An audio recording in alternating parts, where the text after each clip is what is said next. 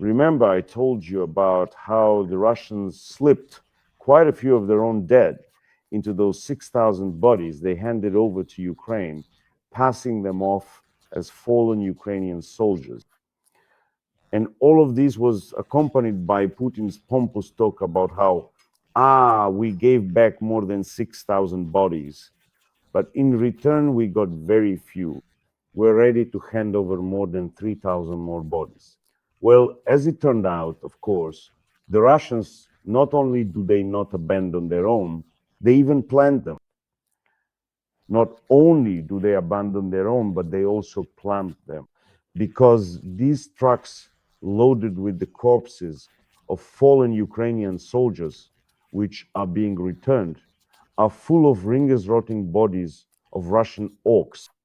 As we know, Russia is generous to a fault, and when it comes to filth and showmanship, it spares no expense. All the more so, they don't mind dumping corpses that can no longer be sent on a meat assault or appointed as deputies to the State Duma. The examinations have only just begun, and even before the DNA tests, it's already clear that the percentage of ringers would be quite high.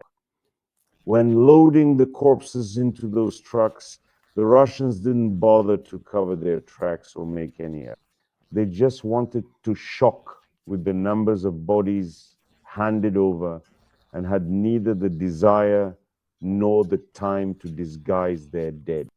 Because even in the very first batch of randomly selected autopsies, what they call guests were discovered corpses in Russian uniforms with Ministry of Defense dog tags around their necks, with military IDs, passports, and field documentation in their decayed parts.